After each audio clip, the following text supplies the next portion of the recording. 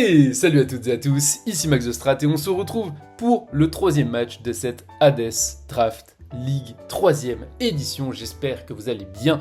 J'ai 10 matchs, mais évidemment, on va d'abord passer par l'étape Team Building. J'affronte Michou cette semaine, joueur de la Team France World Cup de Smogon. Donc, comme quoi, il y a du beau monde, hein, même en Div 3.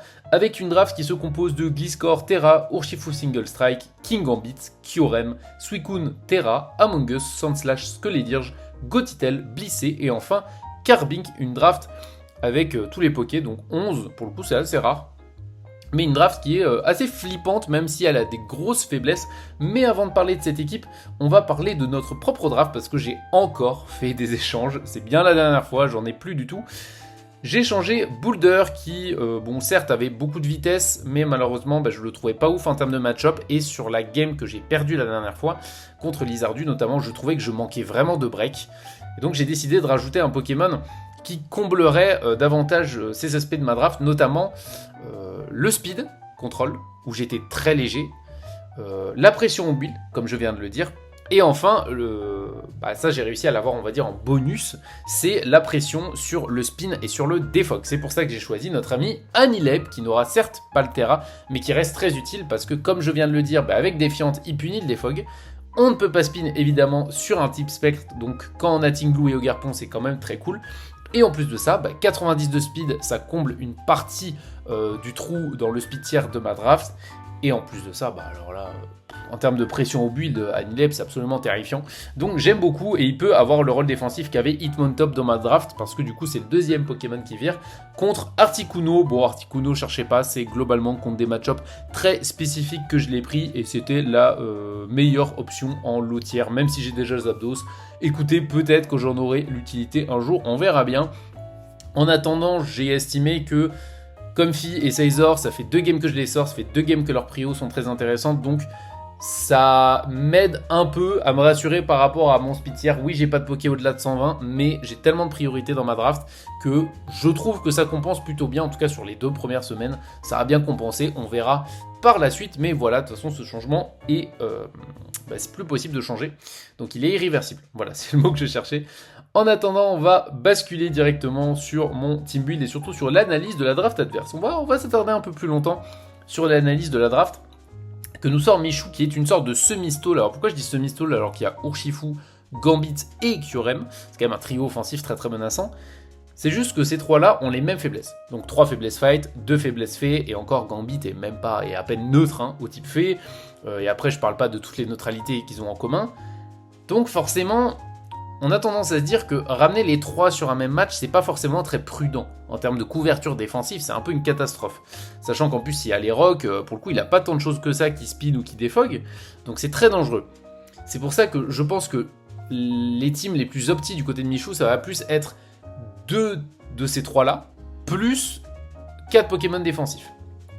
Ou alors un Gliscor qui fait un peu l'entre-deux, et d'ailleurs en parlant de Gliscor qui est polyvalent, en fait c'est bien le seul, et c'est pour ça que je parle de semi-stall et pas plus de corps bulky offense fat, parce que que ce soit Blissé, Sandslash, Among Us, Suicune ou Skulldirge, c'est très passif comme Poké. Alors oui, Skulldirge, il peut se booster avec Torchong, mais c'est pas non plus la révolution. Suicune, le set Calmine, il est cool, il est sympa, mais voilà, c'est un peu du déjà vu, et en termes d'attaque spéciale, maintenant c'est quand même pas un truc qui tape extrêmement fort, donc... Among Us, c'est pareil, une fois que t'as un contre à sport, le poké est assez passif. Donc c'est pas des pokés qui, comme Slowking Galar par exemple, vont participer vraiment activement à l'offensive en pivotant, en faisant des choses. C'est des pokés sur lesquels on peut set up assez facilement, ou voilà, plein d'exemples comme ça. On peut set up, on peut essayer de leur mettre la pression, même s'ils sont très solides, c'est moi qui vais devoir faire le jeu et c'est pas Michou. Donc là-dessus, on va orienter notre build plutôt sur un côté stall break. En stall break, il y a 2 options, et c'est là qu'on va parler de mon premier pick, aka Ogarpon ou Wellspring, comme d'habitude, évidemment, on va pas se priver d'une valeur sûre pareille. J'avais 2 options. Soit j'essayais le stack hazard et je mettais des coffres. Le problème, c'est que vous le voyez, alors vous le voyez pas, mais si vous connaissez ma draft, vous le savez, je n'ai que Sizor, Comfy et Ogarpon Water qui peuvent coff efficacement. Sachant que j'ai une semi-stall, on va dire, en face, donc forcément qu'il y aura beaucoup de boots. Je pense notamment au Skelediurge, Amoonguss c'est pas impossible, Kyurem je vois plus venir Specs, mais des boots c'est clairement pas impossible non plus. Donc forcément, c'est un peu compliqué de ramener Pico sans les coffres. Même d'ailleurs Blissey, hein, je regarde la draft adverse, Blissey aussi aime beaucoup avoir les boots, donc forcément on a envie de coffre plus les spikes, plus les rocks. Le problème c'est que ça fait beaucoup de préparation, et mine de rien, il a quand même des Pokémon flippants, et j'ai pas envie de les laisser jouer. J'ai pas envie de me prendre beaucoup de statuts, j'ai pas envie de moi-même me prendre les rocks, et c'est pour ça que j'ai décidé de pas jouer la garde des hasards, parce que j'ai plus de spinner, contrairement à lui. Il a Sandslash, alors même si je peux l'anti-spin avec mon Anilep, comme je l'ai dit précédemment, c'est quand même pas opti pour moi de jouer la guerre des hasards, parce que je pourrais pas utiliser Court Change, Defog, ça ne me fera rien gagner, et potentiellement même je peux me bouffer un Défiant Gambit. Donc globalement je me suis dit, je vais plus jouer le Stall Break de façon assez scolaire, c'est-à-dire SD plus 3 moves, et on va essayer de dégommer la draft de Michou.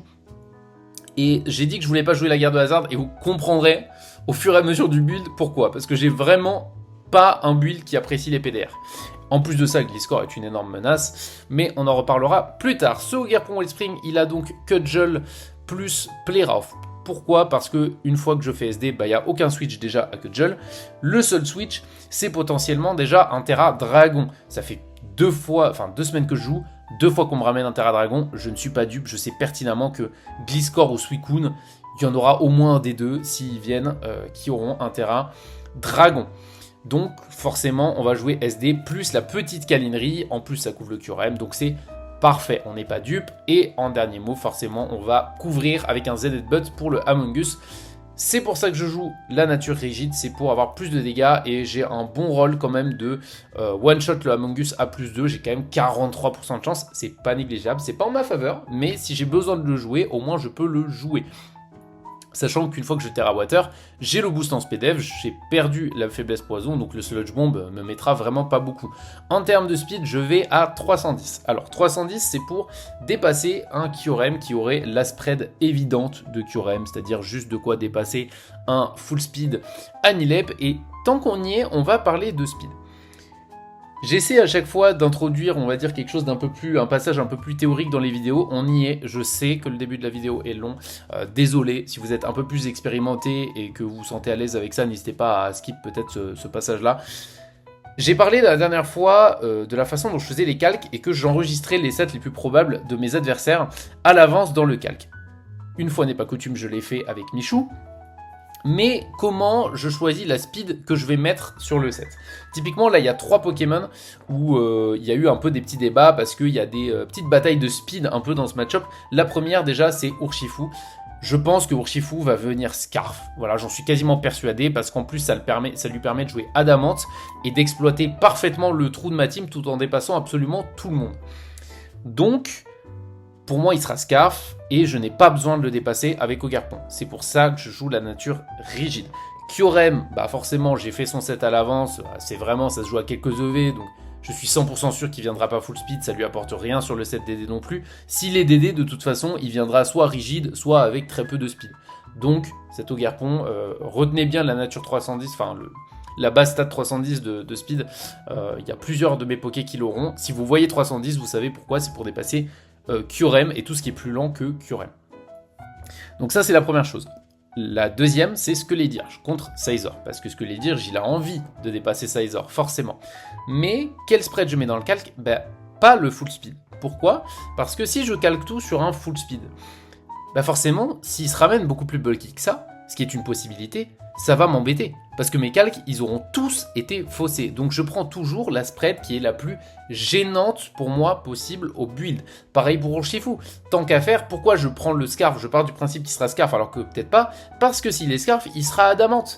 Et donc, forcément, je vais aussi pas mettre le Scarf full speed évidemment. Je vais baisser le plus possible la speed du Urshifu pour lui mettre aussi un maximum de HP, parce que le set Scarf de Urshifu le plus dangereux, c'est pas un full speed, de toute façon c'est un rigide avec énormément de bulk.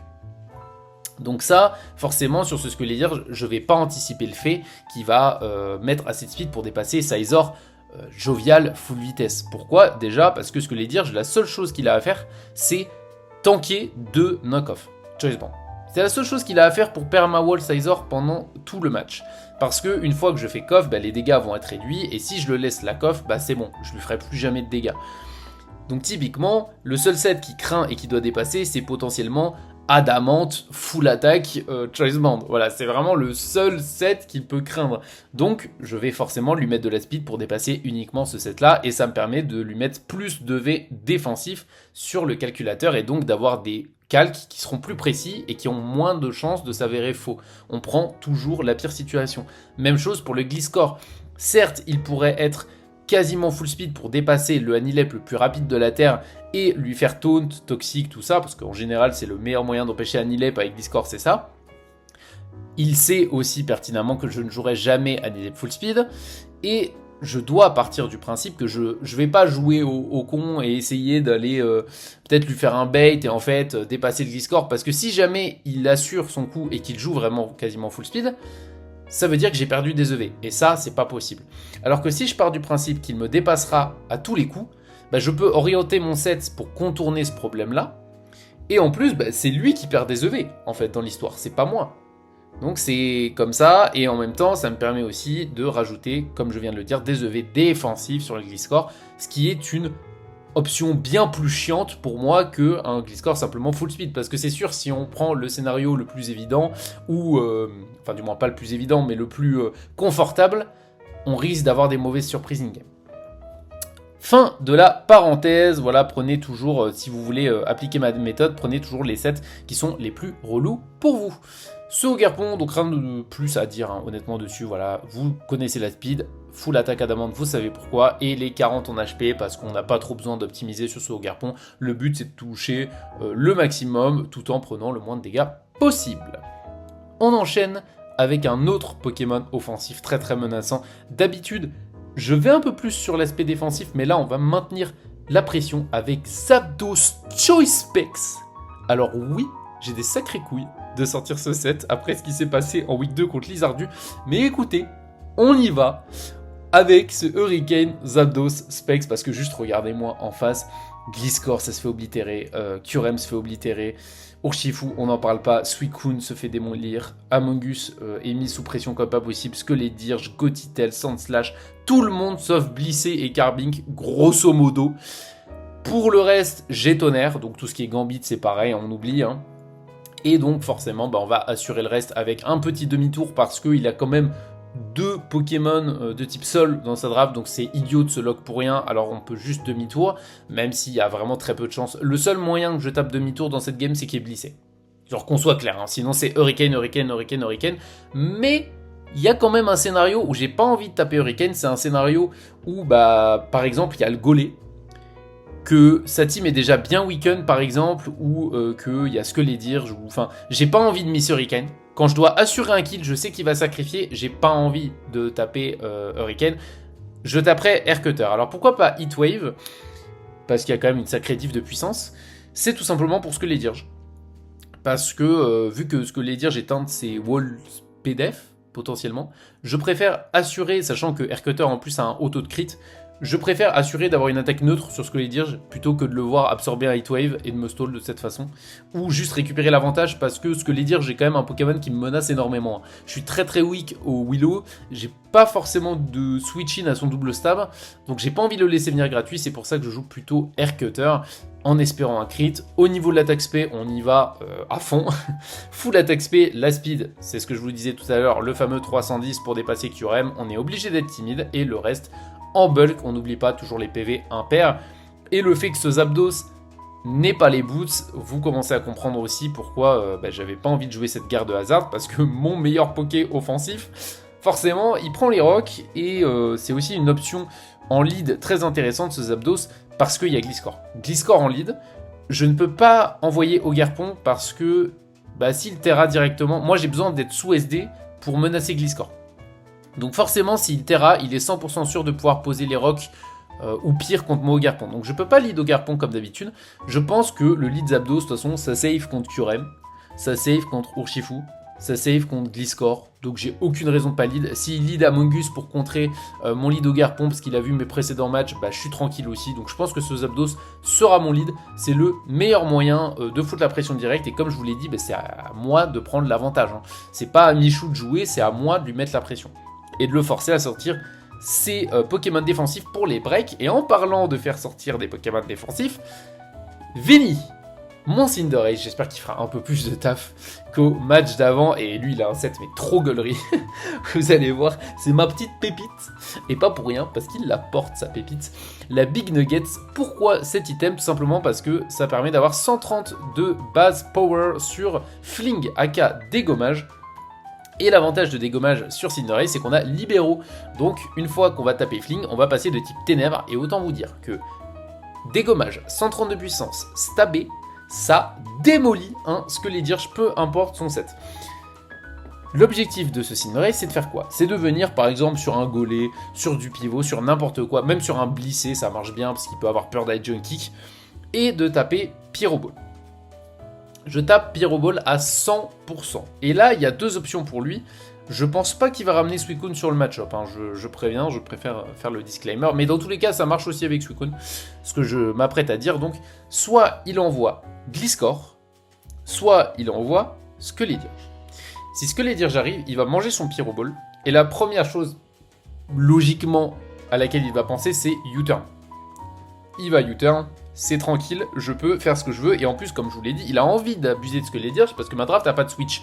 Donc c'est un deuxième piège aussi, c'est le fait, genre, vas-y mec, je vais switcher, fais un torchon, fais un truc. À ce moment-là, une fois que j'ai tapé Pyro Ball, si je tape Fling, il est mort. Il n'y a que le full PV, full def Skelédir qui peut tanker si je mets un min-roll Pyro Ball et un roll pas ouf sur Fling, sachant que comme je vous l'ai dit, il aura quand même envie d'avoir un peu de vitesse potentiellement pour le Cisaiox, et que j'ai quand même des pokés qui tapent sur le spé qu'il a envie de checker. Donc forcément, ça m'étonnerait vraiment beaucoup qu'il soit full PV, full def. Donc pour le coup, et puis de toute façon, il finit à 4%. Il le tank, il lui reste rien et je le tue derrière. Donc dans tous les cas c'est bénéf parce que vraiment Skelédir est une plaie à affronter. En plus s'il tank, il y a de grandes chances qu'il fasse probablement peut-être Shadow Ball ou une connerie comme ça. Et du coup bah si je passe type ténèbres, je peux l'encaisser comme un chef. Donc déjà très très cool ce set Fling. Évidemment, je peux pas taper SD parce que déjà il a un hour et de 2, ça va me donner le type normal. Mais SD plus Double Edge, c'est quand même assez bizarre comme duo. C'est pour l'option 2, c'est-à-dire l'option Gliscor ou l'option Suicune. C'est-à-dire qu'ils vont prendre les dégâts de Pyro Ball. Dans le cas de Gliscor, il y a trois options. Soit il anticipe le switch et pose les rocks, soit il tape EQ, soit il tape Protect. À ce moment-là, il a pris les dégâts de Pyro Ball.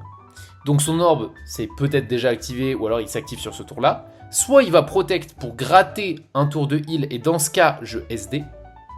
Je prends le type normal, ce qui va me permettre de garder le stab pour Double Edge et de lui exploser ses grands morts. Pardonnez-moi l'expression, mais c'est pour ça que je suis rigide, hein. C'est pour vraiment faire un maximum de dégâts et choper des rolls très importants. S'il n'est pas tant investi que ça en défense, je peux le one-shot. C'est-à-dire s'il a vraiment beaucoup de speed pour Anilep, je peux le terminer une fois qu'il a pris la Pyro Ball, il a pris son tour de heal, il est mort. S'il fait Protect sur le Sword Dance, il est mort. Même chose s'il pose les rocks. Il pose les rocks, pas de souci, j'ai free SD, même problème pour lui, je Double Edge, il est mort. Et c'est pareil pour tout plein de situations. Il fait Earthquake, j'ai 16 en HP plus 100 en défense, c'est la spread qui me permet le mieux de tenir un Earthquake. Je ne me fais pas de HKO par Earthquake une fois que je suis passé de type normal. Donc 3 options pour ce Gliscor face à Cinderace, 3 options que je gère parfaitement avec ce set. Donc l'objectif c'est de forcément prendre un KO sur un Pokémon qui me gêne. Soit Skelédir, soit Gliscor, c'est vraiment les deux Pokés que j'ai pas du tout envie de voir venir gratuitement. Parce que soit il pose les rocks, soit Skelédir, j'ai fait plein d'autres trucs. Donc ce Cinderace, il est là pour break les deux, tout simplement. Et Suicune, bon, c'est un peu plus gênant, mais c'est pareil. S'il prend un Pyro Ball qu'il a envie de Calm Mind ou de Protect, peut-être pour gagner un tour de Lefto, tout ça, je peux taper aussi Sword Dance dessus. C'est pas gravissime, honnêtement. Et je peux essayer de break le Suicune.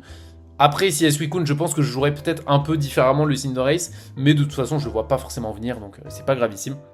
L'important c'est de choper le Gliscor ou le Skelédirge avec ma nature rigide et mes EV en attaque. Donc HP, défense, c'est optimisé mine de rien, toujours les PV impairs. Et surtout voilà, comme je vous ai expliqué dans la vidéo précédente, j'ai joué avec mes EV pour prendre 2 ou je crois que j'ai gagné, dites-vous, juste en faisant ça, au lieu de mettre 116 en PV, je crois que j'ai gagné 3% sur le roll. J'ai gagné 3% de plus. Alors ça paraît négligeable, mais vraiment, ça me permet de ne pas me faire de HKO par un Earthquake, et c'est énorme sur ce set. Après, c'est très précis, c'est-à-dire que là, je voulais vraiment précisément de la défense. Pourquoi aussi? Parce que mine de rien, j'ai une attaque qui me permet de pas, de résister à Sucker Punch aussi de Gambit. C'est-à-dire que si je fais un kill, il peut pas emmener Gambit pour me pressure une fois que j'ai fait Fling. Parce que je suis type Dark, et du coup, j'ai beaucoup de défense, c'est fait exprès. Ça peut fausser ses calques aussi, c'est très intéressant. Et j'ai 309 de spin. Alors, pourquoi j'ai 309 et sur les deux autres j'ai 310? C'est parce que 310, je suis parti du principe, c'est quand même un joueur World Cup, on sait jamais. Je me suis dit peut-être qu'il va anticiper le fait que je vais baisser ma speed pour sa répartition précise de QRM. Et c'est juste au cas où il est 4 de speed en plus dans ce cas-là pour me taille ou une connerie comme ça. J'ai mis 310 pour safe. En gros, le QRM de souvenir, sa spread arrive à 308. C'est juste au cas où il décide de mettre 309. Voilà. Ogerpon et Zapdos, c'est des Pokémon, ils se font vraiment oblitérer par Freeze Dry, donc j'ai vraiment pas envie de les voir se faire dépasser. Vinny, il peut se permettre d'en encaisser un, c'est pour ça que j'ai joué 309, et surtout j'ai vraiment besoin de chaque EV en HP, en défense et en attaque sur ce Cinderace, ils sont nécessaires. Donc voilà, vraiment, ce Cinderace c'est un peu notre go-to guy, j'espère trop que le set va marcher parce que je mise beaucoup, parce que à cause de ça, je ne joue pas Boots, Court Change, qui est un très bon set, Boots, Court Change, je peux jouer Low Kick, je peux jouer U-Turn, enfin, le set est trop bien. Le truc, c'est que par exemple, si je U-Turn sur Skelédirge et que je go sur Ogerpon, il y a un risque, par exemple, qu'il joue la B anti-O, c'est-à-dire la B Pacho Berry qui lui permet d'encaisser et de me Will-O-Wisp. Et en fait, je pense que entre ça et le fait que le Gliscor peut Terra, le fait que Zapdos peut miser Hurricane, etc., je veux pas miser encore une fois sur seulement 2 Pokémon et prendre le risque de me faire avoir. Donc cette fois je joue 3 breakers, non pas 1, non pas 2, mais 3. Donc on espère que ce Cinderace va me porter chance et on enchaîne avec un 4e breaker, parce qu'on s'arrête pas là les gars. On ramène DJ Snape, très fier de ce pseudo d'ailleurs, le Anilep Lefto. Alors lui, pour le coup je me suis un peu trop amusé avec ses EV, sa répartition a changé 18 fois, son moveset a changé 18 fois aussi, mais j'ai décidé de jouer le set qui était le plus polyvalent en fait. Lefto Bulk Up, c'est quand même pour mettre une pression offensive. C'est normal, on est contre une draft très défensive qui peut pas faire forcément grand chose à un Pokémon comme Anilep. Taunt, c'est pour empêcher le Gliscor de me venir dessus. J'ai 64 en speed, c'est pour dépasser un Skelédirge qui serait bien investi en speed. Donc c'est quand même nécessaire, ça me coûte pas cher, donc autant faire en sorte de le dépasser. Et comme ça, si je viens sur lui, je peux le taunt. Je peux également taunt sur l'arrivée du Gliscor, et du coup, le Gliscor, il peut ni me provoque, ni me toxique. Ce qui veut dire que j'ai un free bulk up. Et à ce moment-là, en fait, il est niqué. S'il pose les hazards, tranquille, je m'en fous, je me set up. Si il fait U-turn, je me suis set up, et en plus de ça, j'ai Rage Fist qui est boosté, donc merci bien. S'il fait Earthquake, c'est pareil. Donc vraiment, ce Anilep, c'est full bénéf sur le Gliscor. Une fois qu'il est taunt, je n'ai plus aucun problème avec lui. Derrière, forcément, Drain Punch, Rage Fist, ça touche absolument toute la draft adverse. Le seul problème de ce set, c'est que j'ai un peu peur que Michu joue de sorte à ne pas activer Rage Fist. Il y a plein de Pokémon qui peuvent le faire. Et ça, c'est un peu emmerdant. Je vous avoue, c'est un peu emmerdant. J'ai quand même 168 en attaque. C'est pour vraiment éclater Gliscor une fois que je me prends un seul coup. Dès que j'ai Rage Fist à 100, sa draft globalement n'assume vraiment plus. Une fois que c'est à 150, il n'y a absolument plus aucun switch in. Mais une fois que je suis à plus 1 et que j'ai le Rage Fist, je 2 HKO Gliscor, qui n'est pas le Gliscor full def comme j'ai expliqué, mais qui a quand même des invests. Je le two-shot avec le Rage Fist 168 en attaque. C'est vraiment, encore une fois, c'est à lever près que je fais mes spreads. 200 en HP plus 176 en def, j'ai une nature plus PDF, c'est pourquoi? C'est pour absorber QRM. Je ne me fais pas de HKO par un QRM qui est Boots. Encore une fois, j'ai joué avec mes EV pour maximiser ça. Je ne me fais pas de HKO et en plus de ça, je peux tanker un Dracometeor du Specs. Donc très bien, et typiquement si je me sors d'un duel avec Gliscor avec beaucoup de vie, je peux encaisser un Dracometeor Specs plus me régène avec Drain Punch sur lui, et à ce moment-là, j'ai quasiment fini la game. Honnêtement, si je tue le Kyurem, que je suis en vie, et qu'il me reste, je sais pas, 50% suite au Drain Punch qui m'a heal, c'est quasiment win. Donc pour le coup, ce Anilep, je pense pas qu'il aura un impact monstrueux, genre vous attendez pas, c'est pas mon go-to guy, donc vous attendez pas à me voir essayer de sweep avec à tout prix. Mais c'est un Poké qui peut être très relou aussi s'il me ramène une compo un peu plus offensive parce qu'il a rien pour me one-shot en fait ce Anilep. Il a littéralement rien. Donc je peux venir juste mettre la pression full vie à, je sais pas, Urshifu parce que je tank les Wicked Blow, enfin voilà. Donc c'est très intéressant. J'ai oublié de parler de son talent aussi. Vital Spirit, ça permet de pas dormir. Donc comment vous dire que avoir un free switch au sport de Among Us, c'est génial. D'ailleurs, contre Golé, Anilep, c'est absolument grotesque. Parce que je peux venir sur tous ses moves. Lui, il a surtout pas envie de me taper le Rage Fist. Donc c'est génial. C'est génial. Le seul move qui me fait un peu peur, c'est un toxique. Donc c'est pour ça que je vais pas forcément hard sans checker son moveset. Mais je m'attends pas trop à sport. De toute façon, sur ce Among Us. On verra ce qui me sort, mais en tout cas, ce Anilep, voilà, il va apporter un peu de break à mon équipe. Et donc, on a posé la base. C'est ce dont je vous ai déjà parlé. On va dire la base théorique des 2 épisodes précédents de cette petite série d'analyses. J'ai ma base offensive. J'ai mes 2 meilleurs Pokémon offensifs. J'ai un Breaker, en plus de ça. Et j'ai un Pokémon qui est un peu polyvalent. Donc là, la structure de mon build, elle est posée. Donc forcément, les 2 derniers Pokémon, qu'est-ce que je vais faire? Je vais compléter, pas juste rajouter des Pokémon qui ont un bon MU et les coller ensemble. Non, je vais compléter la synergie de mon équipe. Et là, j'ai besoin de quoi dans ce match-up? J'ai besoin d'un Pokémon défensif. Là déjà, c'est sûr, j'ai besoin d'un Pokémon défensif. Et spécifiquement dans ce match-up, j'ai besoin d'un Pokémon qui m'assure contre les sweeps, c'est-à-dire Kyurem, etc., DD, Kyurem, tout ça. Et d'un Pokémon qui vienne sur Urshifu, parce que j'ai toujours pas de switch à Wicked Blow. Donc, My Fairy Pick, c'est le pick. En fait, tout simplement, c'est dans le nom. C'est le Pokémon et évident à ce moment-là. Et j'ai même pas à réfléchir parce que quand je vois les 4 premiers, je prends le Pokémon qui comble le mieux tous les trous en fait dans le but. Donc je cherche même pas à regarder la draft adverse. Oui, il y a Skelediurge. Oui, il y a des Pokémon qui viennent très bien sur... il y a Among Us, il y a Skelediurge. Et pourtant, je ramène Comfy, mais les yeux fermés parce que c'est ce qui comble le mieux mon 4 de départ. Et c'est ma façon de faire. Draining Kiss, donc forcément, ça me permet avec les 72 en attaque spé de faire quand même des dégâts assez honorables à Kyurem, mais surtout de menacer le Urshifu. Rocky Helmet, c'est évidemment pour que chaque fois qu'ils viennent, ils soient 100% sûrs de prendre des damages, c'est-à-dire que je punis le demi-tour, donc il peut pas me demi-tour facilement sur la tronche. Si Wicked Blow, pareil, il va prendre une punish, et c'est important parce que je ne joue pas de hasard dans cette team, donc il me faut un moyen de weaken le Urshifu. C'est pour ça aussi que je joue beaucoup de def avec une nature plus def et que je joue le reste en HP. C'est pour tenir le mieux possible les Wicked Blow. Je préfère ça qu'avoir beaucoup d'attaque spé en fait. Parce que de toute façon, il a des bons switches à Draining Kiss. Donc soit je U-turn, soit je synthèse. Parce que c'est important d'avoir synthèse dans ce moveset là. Parce que si jamais il fait Poison Jab, lui il sait qu'il me 2 HKO. Et donc j'ai le luxe derrière, même s'il me 2 HKO, de faire synthèse et de dire vas-y, anticipe. De toute façon, à chaque fois j'ai juste à spammer synthèse et toi tu vas prendre Rocky Helmet, Rocky Helmet, Rocky Helmet, Rocky Helmet. C'est pour ça que Comfy est très intéressant. Et en plus de ça, le seul Pokémon qui fait vraiment peur à venir sur Comfy gratuitement, c'est Skelediurge. Parce que Golé, j'ai des switches, typiquement j'ai Anilep.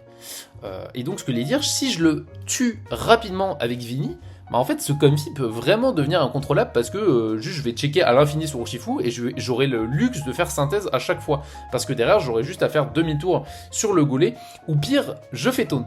C'est pour ça que j'ai ma dernière option. Déjà, c'est pour éviter que Gambit vienne placer des SD sur moi. Parce que s'il vient, il y a de grandes chances qu'il anticipe le switch Zapdos ou un truc comme ça face SD. C'est pour ça que j'ai taunt, c'est ce cas de figure. C'est, voilà. Vraiment, on ne laisse aucun espace au Pokémon offensif de Michou. Voilà. Le but c'est de break sans lui laisser d'ouverture.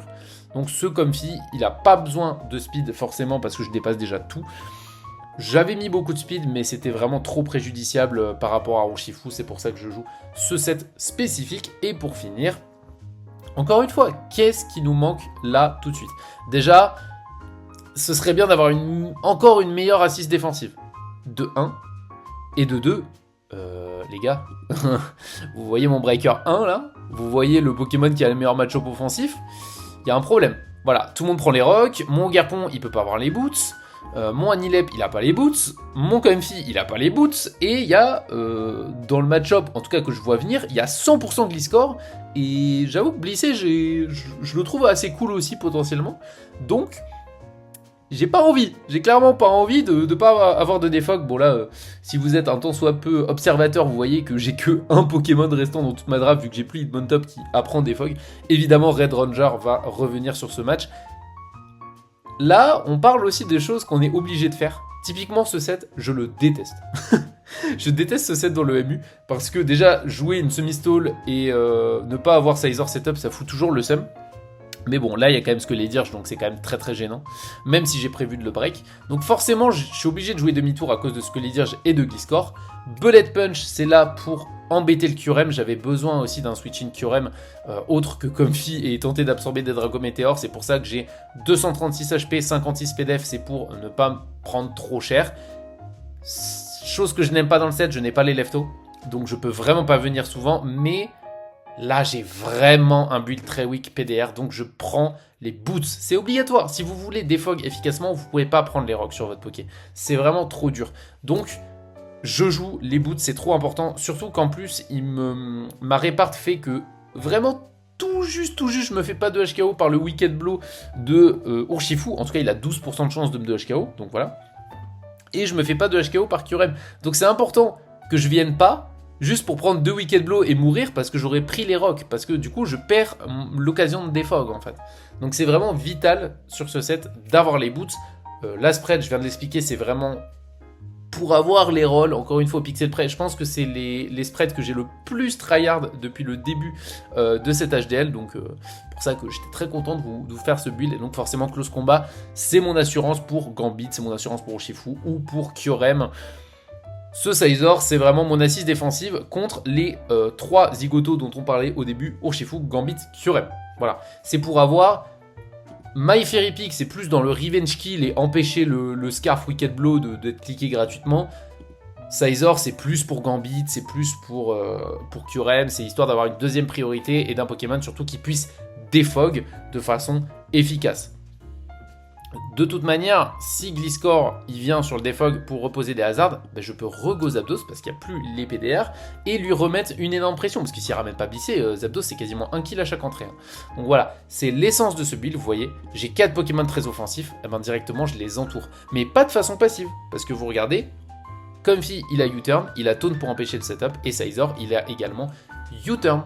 Donc c'est l'intérêt justement de ce genre de build, c'est vraiment de pouvoir pousser la pression au maximum.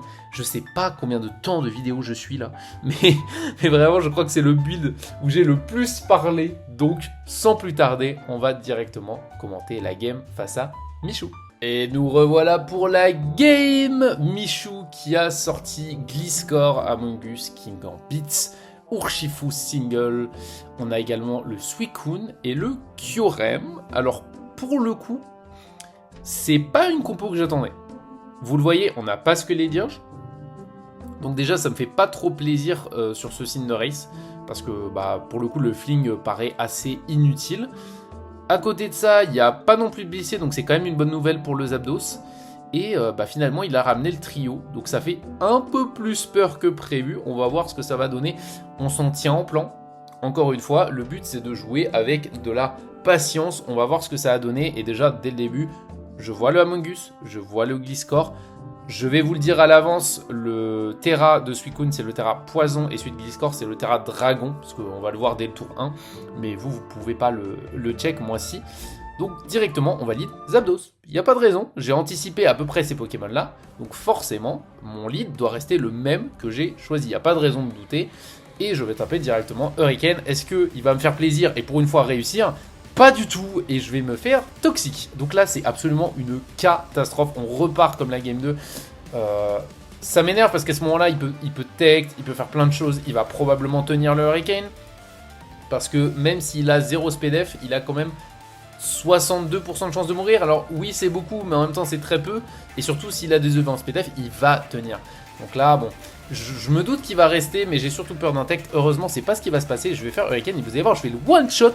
Donc là, quand même, ça fait plaisir. Même si Zapdos est poison, bah, je me débarrasse du Poké le plus chiant du match-up. En plus de ça, il ramène Gambit. Alors là, c'est tout bénef parce que Gambit est vraiment un des seuls Pokés où je sais que je peux free Anilep directement. C'est pour ça que je l'anticipais pas d'ailleurs dans la compo de base. C'est que vraiment, il y a plein de Pokés que j'ai qui peuvent hard Gambit très facilement. Évidemment là il sait que je suis Specs, donc il sait que je vais switcher et il va poser les rocks. Donc embêtant pour moi parce que du coup bon, vous voyez que bah, Zapdos il est déjà poison et Cinderace je sais que le fling va pas être efficace et en plus il va prendre les rocks. Par contre je sais que je vais pouvoir défog. Là évidemment je vais l'empêcher d'aller sur Among Us faire toxique ou de venir sur Suicune ou de faire un truc. Je taute. Très bien prep de la part de Michou. Il y a la menthe à l'herbe, je vais refaire taunt. Hein. Il me dépasse, je m'en doutais vu qu'il avait la menthe à l'herbe. Mais je sais que je vais gagner le duel en fait. Parce que s'il chope pas la burn, je vais pouvoir taper des Rage Fist. Enfin d'abord je vais taper Bulk Up pour être sûr de lui mettre un maximum de dégâts. Vous voyez il m'a boosté une fois, deux fois, toujours pas de burn. Et là le Rage Fist, bim 75%. Là peu importe qu'il ait la burn ou non, je m'en fiche, je suis déjà placé. Je vais taper le Raid Punch et je vais le tuer. Donc là, je vais sac Anilep, mais au moins, vous voyez je suis déjà... Il a déjà perdu 2 Poké, il a perdu Gliscor, et je dégage, on va dire, un inconnu dans la game. En plus, il a perdu ses 2 Terra, donc à ce moment-là, je me dis, il n'y a plus d'inconnu dans la game. C'est-à-dire que là, Kyurem, je sais qu'il n'y a que 2 ou 3 sets possibles, je les ai tous dans mon calque. Gambit, j'ai tous les sets possibles dans mon calque. Among Us, il est full P et full dev, je le sais déjà. Urshifu, 99% il est scarf. Donc à ce moment-là, j'ai toutes les infos de la game, tous les inconnus sont partis et tous mes breakers sont encore là. Donc je me dis vraiment c'est goldé. Je vais laisser le Nape mourir pour une raison très simple. C'est que je veux vraiment pas prendre le risque de Weekend Comfy d'une façon bête. Et de toute façon Anilep, c'est pas non plus un match-up où je peux le sacrifier si facilement que ça. Parce que j'ai peur d'un setup Kyurem, j'ai peur d'un setup Gambit. Donc bon, on va assurer le coup, on va envoyer Comfy et on va faire demi-tour en anticipant le Among Us parce que bah, vu qu'il est Scarf probablement, il est lock sur Wicked Blow, et bah regardez, il va me taper Péjab, ça fait 2 fois que je tape pas Drain-Kiss sur un Poké que je pouvais one-shot. Hein. Je vais faire U-turn, donc très bien joué à Michou, mais cette fois c'est pas grave parce que vraiment le Scarf pour moi était hyper évident. Je sais vraiment pas pourquoi il a pas joué Scarf parce que c'est trop nul, tous les autres sets sont nuls je trouve dans le match-up. Mais c'est pas grave, parce qu'en fait, je sais que s'il est pas Scarf, j'ai assez d'avance pour envoyer Zapdos. Même si je prends les rocks, c'est pas grave, parce que là, je sais que je prends un kill. Et je vais taper Tonnerre en anticipant Gambit, je prends pas le risque voilà, de laisser Gambit venir, parce que vu qu'il a posé les rocks, ça pouvait être un set à la con, un peu SPDF. Il va emmener Kyurem, et là, j'ai mon Zor, qui est là. Et vous voyez qu'il va faire DD. Et là, bah, toute la différence, c'est que je vais pas prendre les dégâts de ces Entry Hazard. Et donc, ça va faire quand même très plaisir. Je vais taper Close Combat, on va pas chercher à anticiper. Et lui, non plus, il va emmener Among Us, il va pas prendre le risque. Là, je sais que il peut me sport. Mais comme je vous l'ai dit au team build, déjà, j'anticipais pas le sport. Et en plus, j'ai un Zapdos qui est poison. J'ai un Zapdos qui est poison. J'ai un Ogerpon qui est type plante, encore, qui n'a pas de Terra. Donc il est immunisé à sport. Donc je me dis, il y a quand même vraiment beaucoup de choses qui contre le sport à ce moment donné de la partie. Donc même s'il l'a, il ne le tapera pas. Et donc je vais défog. Parce qu'en plus, défog pour moi, c'est vraiment importantissime pour que le Comfy gère bien la fin de game, pour que Pyrobuit puisse être à l'aise aussi. Donc je vais défog tranquillement et vous allez voir tout simplement qu'il va me sludge bomb. Donc là, tout bénef. Son poseur de rock est toujours là, mais honnêtement, j'en ai pas très peur. Je vais amener Vini, je sais pertinemment que je vais prendre le sludge bomb, je m'en fiche. Et toujours pas de poison, par contre il a vraiment pas eu de chance dans cette game au niveau des effets secondaires quand même entre Scald et Sludge Bomb. Et là bah je vais taper, tout simplement, on va taper la Pyro Ball. Le Kyurem je sais qu'il vient pas parce que je suis adamante. Hein.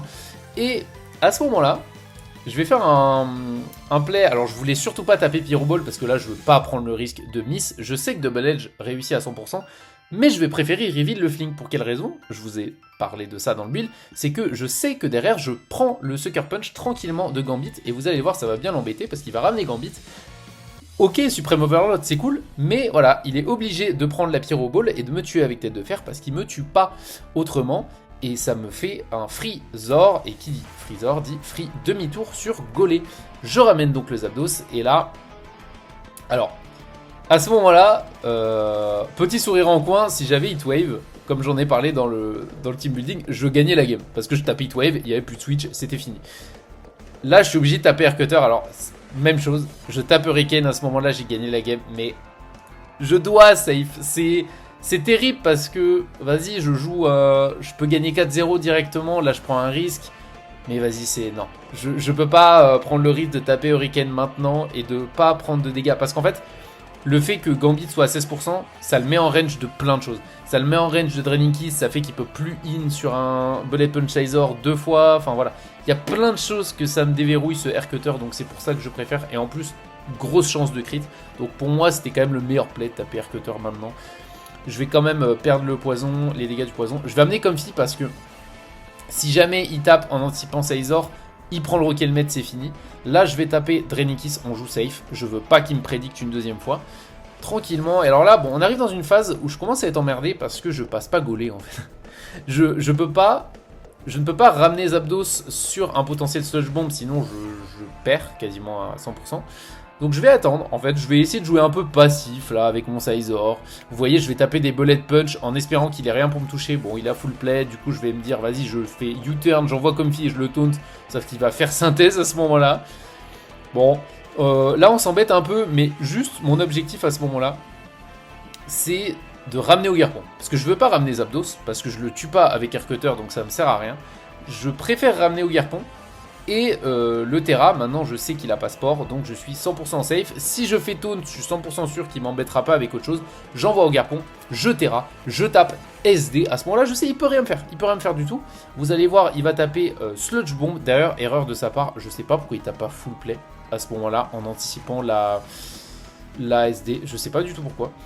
Et je vais pouvoir taper ZBot. Et pour une fois, la chance est de mon côté, je vais choper le crit. Alors, le rôle du coup était pas en ma faveur, ça ne change rien du tout à la game, vous allez voir, parce que de toute façon il peut pas tanker avec assez de vie pour... Là je vais sac, alors évidemment je ne prends pas le risque de le laisser faire SD, de le faire quoi que ce soit, donc je réduis le goal average. Sizor arrive là, sauf s'il prend un crit, il va pas prendre le crit, donc il peut pas gagner la game. La Chople ne servira pas à... Enfin, ne gérera pas close combat, évidemment, il est beaucoup trop low en vie et je gagne ce match. Forcément, on va revenir sur le play du Garpon. Donc, à ce moment-là, si je tape Zenbot, j'ai gagné en fait. Parce que il est flinch, je gagne. Il est crit, je gagne. Il est weaken, je gagne. Parce que de toute façon, j'ai juste à envoyer... Bon, je vous ai dit Sizor, mais en vrai, le play safe, c'est d'envoyer Zapdos, de taper Tonnerre, parce qu'il est en range de Tonnerre. Et j'ai gagné. Je ne peux littéralement pas perdre cette game. Je fais Tonnerre, ou alors même Air Cutter ça gagne. Mais à ce moment-là, je suis à peu près sûr que de toute façon, il aurait pas ça que Gambit. Il aurait joué le Sucker God jusqu'au bout parce qu'il sait que je suis Specs. Mais encore une fois, j'ai juste à taper Tonnerre face à Gambit. Il est obligé de me Sucker Punch, il peut pas SD. Il est obligé de me Sucker, j'envoie Sizor et ça revient exactement au même. Vous avez compris le principe. De toute façon, je ne mourrai pas avec le Sizor, donc une victoire et franchement une belle victoire. Parce que tout mon build a fonctionné. Ce qui est un peu l'inverse de la semaine dernière où je vous avais dit j'étais frustré un peu, voilà. Parce que le build était cool, mais je trouve qu'il a pas... Voilà, j'ai pas pu montrer grand chose. Là, franchement, tout le build a fonctionné. Même le Flinks in the Race a fonctionné. Il m'a carry la game pour le coup. Le Sizor a été génial en fin de game. Le Comfy, bon... C'est un impact, mais un impact qui n'est pas tant visible que ça sur la game, dans le sens où, juste grâce à lui, je sais que je ne perdais pas contre Urshifu, donc il a été très important, mine de rien, il a été très important. Anilep a fait du taf, il a empêché Suicune de se placer. Mon Zapdos a fait exactement ce que j'attendais de lui, et mon Ogerpon, il a break juste ce qu'il fallait. Donc très content de ce build, très content de ce match. La vidéo est déjà longue, donc je ne vais pas m'attarder plus là-dessus. Je vois pas grand chose que j'aurais pu faire de mieux de toute façon dans le match, hein, honnêtement. Je trouve que j'ai très bien joué la game. Et en espérant que ça continue pour la game d'après. Je suis en 2 victoires, 1 défaite. Donc là, il faut continuer sur cette lancée. J'ai pas les match-ups les plus simples qui arrivent, notamment en semaine 5 et 6. Donc vraiment, la week 4 va être très très importante. De toute façon, on se retrouvera comme d'habitude pour une analyse. C'était Max The Strat et je vous dis à la prochaine.